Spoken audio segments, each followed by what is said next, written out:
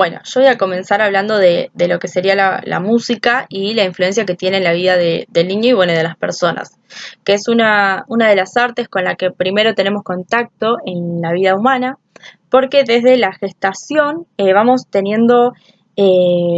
escuchando sonidos, combinaciones, melodías, obras musicales, de las que ha seleccionado la madre, de las de su preferencia, digamos. Que bueno, que a partir del nacimiento, el contacto y la forma de percibir que tenemos va cambiando, pero nunca dejamos de estar inmersos en lo que sería el mundo sonoro. Después también hablaba de que en el crecimiento se van incorporando nuevos sonidos y se va ampliando ese campo de conocimiento, digamos, y también se van reconociendo nuevos sonidos. Y también se desarrollan lo que serían los sonidos vocales y los movimientos corporales, que a los 6 meses el niño produce sonidos vocales que los hace por motivación propia, digamos, y al año va realizando movimientos corporales, que bueno, que eso también se puede ir acompañando con canciones que tengan que ver con los movimientos, y que bueno, que la docente también tiene que estimular esto. Después, a medida que el niño va comenzando a hablar y va desarrollando su lenguaje, también se va desarrollando esto de poder comenzar a cantar canciones, que bueno, que son textos que se pueden recordar de manera más fácil también, y que este modo de cantar naturalmente también que tenemos, solo los seres humanos los podemos aprovechar. Y que bueno, que la música colectiva también nos une con los otros. Después también vimos lo que era la música como recurso, y hablaba de la pedagogía con la música y la pedagogía de la música. Cuando es con la música, se va aprendiendo lo que es música y diferentes canciones y sonidos, pero no se hace de manera intencional, sino que lo utilizamos como un recurso. Después, cuando es pedagogía de la música, sí queremos desarrollar y ir perfeccionando diferentes cuestiones musicales, eh, y bueno, de las que los niños ya tenían. Después también vimos lo que es la forma musical, son las estructuras que tienen las canciones y las obras musicales. Aparecía el término estrofa y estribillo, que bueno, que la estrofa y los estribillos digamos, se repiten en una misma canción. Después hablaba de la introducción, que bueno, que la introducción aparece al principio de una canción. Después hablábamos de lo que es el interludio o el intermedio, que aparece entre estrofa y estrofa. Y por último, el coda cola, que aparece al final de una canción. Después hablábamos de lo que es el género musical, que bueno, es la forma en que se ejecuta una obra musical y puede ser instrumental, vocal o vocal instrumental.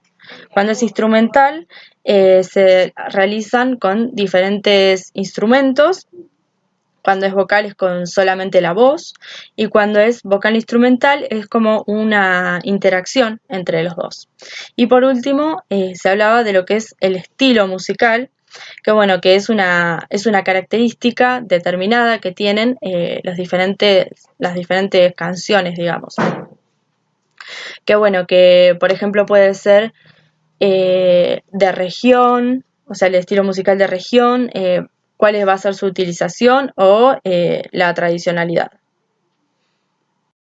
Después voy a hablar de lo que son los instrumentos musicales, que bueno, que los prehistóricos descubrían que podían acompañar las voces con otros sonidos. Y bueno, y ahí es donde aparecen los primeros instrumentos de percusión, que los descubrieron cuando, por ejemplo, golpeaban las lanzas contra el piso, o los pies contra el piso, o golpeaban las manos.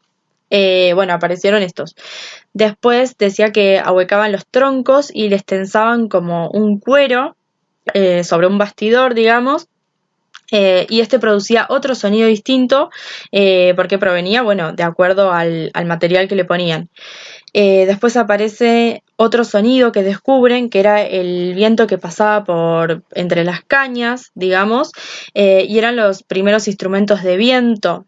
Otro de los sonidos también descubiertos fue al tirar una flecha con el arco y flecha. Este producía un sonido también. y era instrumentos de cuerda. Después también hablaba de que en el siglo XVII y entre el siglo XVII y entre el siglo XX apareció como una nueva mecánica y aparecieron los instrumentos melódicos y el piano. Después hablaba de percusión, perdón, que significaba golpear algo y el sonido que esta acción produce también. Y aparece de tres maneras, que son sacudiendo, golpeando o raspando. Después dice que algunos producen sonidos determinados y otros producen sonidos indeterminados. Los de los sonidos determinados, son cuando se puede identificar esa nota musical, y los indeterminados es cuando no se puede identificar esa nota musical. Después hablaba de los instrumentos de percusión, que se dividen en dos, que son los idófonos y los membráfonos. Los idófonos son los sonidos que por la naturaleza de ese material produce, y los membráfonos son una membrana tensada en un bastidor, que esta puede tener una altura definida y una altura indefinida. Y el idófono también puede tener altura determinada o altura indeterminada. Y por último hablaba de lo que son los instrumentos de viento y se llaman aerófonos.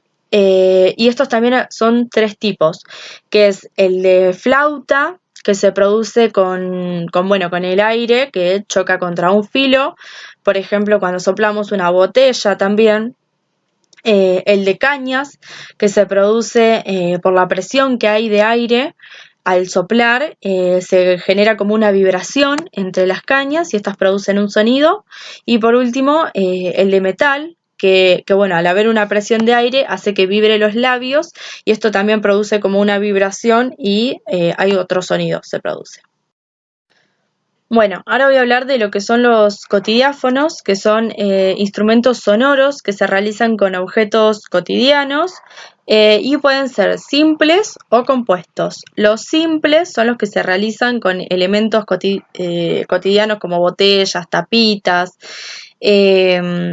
vasitos, y los compuestos son los que requieren de otro tipo de procedimiento a la hora de la confección. Y esta tiene como objetivo la libertad de la exploración de los diferentes modos de acción. Después hablaba de que las actividades deben ser bien planificadas porque los materiales deben ser acordes a la edad y a los conocimientos que tienen los niños. Después también el espacio debe ser el adecuado a la hora de llevar a cabo esta actividad. El tiempo también se debe planificar porque los niños tienen diferentes tiempos de explorar, después formas distintas también de explorar. Y por último habla de la intervención docente, que la docente debe ser muy cuidadosa a la hora de intervenir porque debe estar ahí cuando los niños lo necesiten, porque ellos se tienen que sentir seguros a la hora de participar en esa actividad. Y la intervención docente se presenta en 3 etapas, que es previa a la actividad, en el comienzo de la actividad y en el desarrollo. Previa a la actividad es cuando planifica los materiales que se van a utilizar. Cuando comienza la actividad, divide a los niños en pequeños grupos, les reparte los materiales, y en el desarrollo de la actividad es cuando ocurre todo este proceso, digamos, de exploración, y es donde aparecen las conclusiones y luego hay un cierre de la actividad.